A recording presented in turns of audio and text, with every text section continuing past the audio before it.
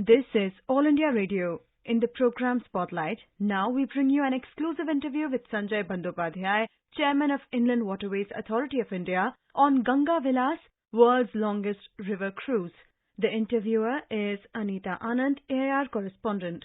World's largest river cruise, Ganga Vilas, all set to unlock the river cruise tourism in India, is to be flagged off by Prime Minister Narendra Modi from Varanasi on the 13th of January. As per the official reports, the ship is to traverse through 27 different river systems with as many as 50 tourist spots and covering a distance of 3,200 kilometers from Varanasi to Dibrugarh in Assam. To throw more light on the entire exercise and the sheer scale of the project, we have with us the Chairman of Inland Waterways Authority of India, IWAI, Mr. Sanjay Bandhopadhyay. Hello and welcome to our program, Mr. Bandhopadhyay. Hello. It's a very well-known fact that India has one of the largest rail networks in the world. But somehow we've lagged behind in tapping into the potential of waterways. Now we are told that the MV Ganga Vilas cruise is set to change all that. How exactly do you think this is going to happen or play out? See, world over, if you see all developed countries which have done well in exports have kept their logistic costs at a very low level, 8%. And this is the main reason is that they have been using the most efficient form of transportation for transporting the cargoes and the passengers. So now with the Honorable Prime Minister's stress on waterways, this has started now in our country, and over the years we have developed the waterways both for cargo and passengers. So if you develop for cargo, naturally draft is more and the passengers can use it. But for passenger extra, the jetties have to be developed and the passenger facilities have to be developed. So now it has brought the tour operators, the cruise operators into the country, and the river cruise has become a focus. And this cruise is the world's longest cruise of 3,200 kilometers. The nearest one after this is on the Mississippi, which is of nearly 1,400 to 1,600 miles, and others. So this will, as you know, go from Varanasi to Dibrugarh. In 51 days, it will go through 27 river system, cover 3,200 kilometers. This Ganga Vilas has a length of 62 meters, width of 12 meters. It requires water depth of 1.4 meters. This is designed and built in India at B.N. Bose Shipyards, Kolkata. It has 3 decks, 18 suites, and presently Swiss citizens are traveling in it. And it will set sail from Varanasi on 13 January and reach Dibrugarh on 1st of March. That is the basic statistics. And it will also go through Bangladesh, in which it will stop at different places in Bangladesh also. And it will be majorly using the Ganga and the Hooghly river system, the Sundarbans and the Brahmaputra river systems in India. So it's being seen as a high point. That is, Ganga Vilas cruise is being seen on a larger scale as a step towards unlocking the huge potential of river tourism in the country. It will showcase our rich cultural heritage as well as the richness of the biodiversity of the country. How will this come about? See, first of all, it showcases to the whole world that this 3,200 kilometer of waterway is continuous and available for use, first of all, so that the operators can use it. This is a very long distance and not many people take out 51 days to travel on this. But there are short tours which are more popular, 3 days, 7 days tour in various stretches of this river. So first of all, it signals to the whole world that we have a continuous length of waterways which we are also using the neighboring friendly country who are also gaining from this tourism venture, and this is available for business, both for cargo as well as for passengers.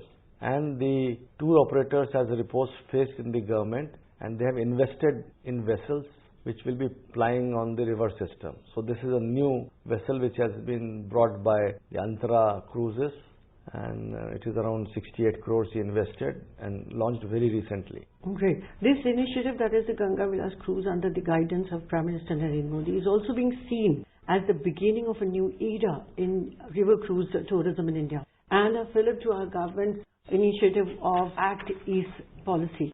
So how exactly do you think, this is going to give the boost to the policy that we are talking about of the government?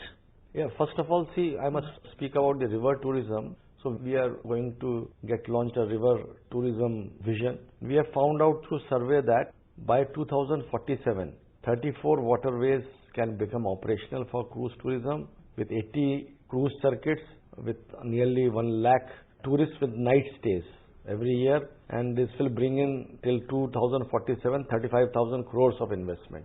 So much of potential for river cruise tourism, and the number of river cruises are also increasing. But because of the guidance of Honorable Prime Minister and the investment we have put up and the focus on the connecting East, so East is best connected through the waterways as it used to be before independence, because they have a rich river system, and this is connected to the Brahmaputra, to the Barak, to the Gumti river system. Even Tripura is connected via Bangladesh to the ports of Haldia and Kolkata.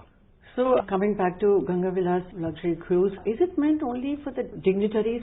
Is it just being viewed as a luxury cruise, as let's say in Europe and America, meant only for the rich and famous, or do you think even ordinary people will be able to kind of afford it and tap into it? So on this cruise circuit, all kinds of cruises are operating. There are luxury cruises as well as there are budget cruises, and all shades of cruises are operating with night stays. So Indian people are also using these cruises. Here also there is no restriction of rich people or say foreign tourists using it. They're open for booking for Indian citizens also. And there are also budget cruises which are moving in the circuits, and people are using it on this river system.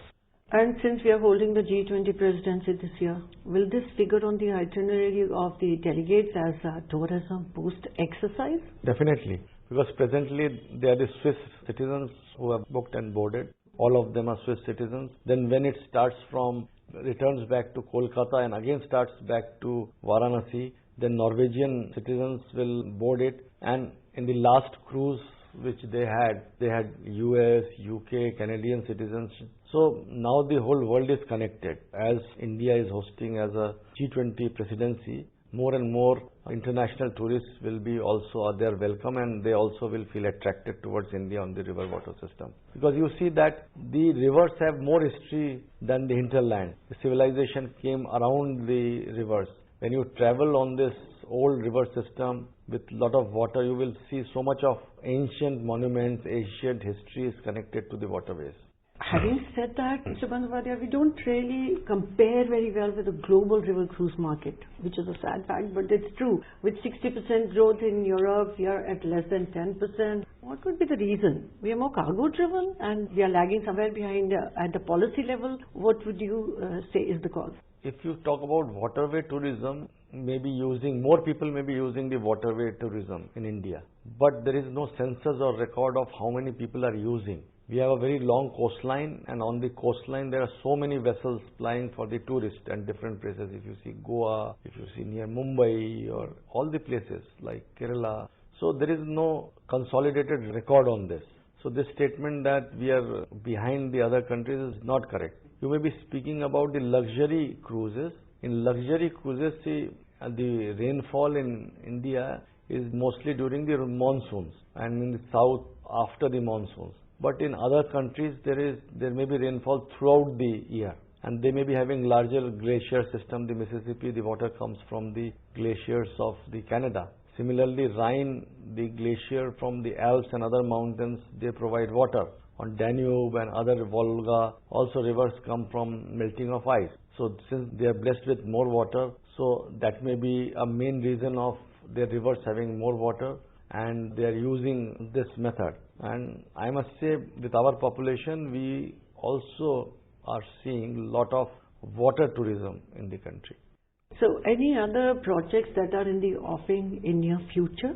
So when the Honorable Prime Minister is flagging off this vessel MV Ganga Vilas on the 13th of January at Varanasi, he is also inaugurating certain projects. Haldia multimodal terminal under the PM Gati Shakti is being inaugurated. It has a capacity of 3 million tons per annum, cost of 608 crores. It connects the Ganga-Hooghly river system on the rivers to Indo-Bangladesh protocol route and to Brahmaputra and Barak and the Gumti of Tripura. So cargo will start flowing and passengers can also go on this. the Kolkata port terminals, river terminals are congested because it's now a very large town. Haldia is a place where the movement of the road traffic and rail traffic is easier. So inauguration will prove a boost to the river cargo and also to movement of the passengers. The Honorable PM will be inaugurating floating jetties for use of the communities or people staying around River Ganga at Saidpur, Chochakpur, Zamania and Kanspur in UP. He will also lay the foundation stone of floating jetties in Bihar at Digha, Naktiyarpur, Panpur, Bar and Hasanpur. Then at Assam, he will be inaugurating a maritime training center on Inland Vessels Act and the personnel. He will be laying foundation stone of ship repair facility at the Pandu Port, Guwahati, and also foundation stone for an elevated road connecting Pandu Terminal to NH27 for the benefit of the northeastern region. These are other projects which Honorable Prime Minister will inaugurate and lay the foundation stones. So I won't be exaggerating if I were to say that MV Ganga Vilas cruise launch is set to change the look of waterways and river tourism and luxury cruises in India. And we may be writing a major success story here. And maybe this is history in making with this kind of event. Of course, this is presently the world's longest river cruise route, and the tour operators have reposed faith in our waterway system under the guidance of Honorable Prime Minister, what has been done till now, but we are not satisfied with that. A lot more has to be done on this, and we welcome other tour operators in more numbers to invest in the vessel and the terminals and other infrastructure in the country. So, if there's just one thing that you can say to promote this cruise launch to our listeners? So, I will say that start booking on the tours, okay, and they are reasonably priced, and you will see a lot of civilization. As I told you, Indian civilization residing around the waterway system, which are very large in number. They will be able to see many different things from a different angle, that is the waterway angle. So, presently the river cruises have been popular between Kolkata and Murshidabad and returning back, and Kolkata and the Sundarbans. But with our development of the river system up to Varanasi, there is a new lock which we have built which can transport high weight vessels on the Ganga. So this is another technology which when people will be traveling on river cruise, they will be seeing the water technologies being used in the river systems, and then how the rivers are dredged, how the siltation is contained, how the terminals are used for cargo and passenger. This will be also showcased. In addition, when they go on the waterways, they will see very old historical monuments, thousands and thousands of years of age, which they may be seeing from the roadside. But all of them were actually earlier approached through the riverside, through small boats which were traveling. We were earlier connected before independence through Bangladesh to northeast. The tea from Assam, the other food products from Assam used to come via boats. Similarly, produce from Bihar, UP used to go to Bangladesh up to Dhaka on boats, and the muslin and other cloth and dressing materials used to come from Dhaka to Varanasi through boats. So that can be seen. They will live through the history. They will understand the importance of the waterway system. Thank you very much, Mr. Bandhopadhyay, for joining us and sharing with us your valuable inputs on the Ganga Vilas cruise launch. Thanks again. So we had a very informative interaction with Mr. Sanjay Bandhopadhyay, Chairman, Inland Waterways Authority of India, working under the aegis of Ministry of Ports, Shipping and Waterways, about the launch of world's largest river cruise, MV Ganga Vilas, to set sail from Varanasi in UP going up to Dibrugarh in Assam. This is to be flagged off by the Honorable Prime Minister of India, Shri Narendra Modi, on the 13th of January, carrying 32 tourists from Switzerland in its maiden voyage. You were listening to an exclusive interview with Sanjay Bandhopadhyay, Chairman of Inland Waterways Authority of India, on Ganga Vilas, world's longest river cruise. The interviewer was Anita Anand, AIR correspondent. This program was produced and presented by the News Services Division of All India Radio. You can listen to it on our mobile app, News on AIR. This program is also available on our YouTube channel, News on AIR Official. You may email your opinion about this program at airnsttalks@gmail.com.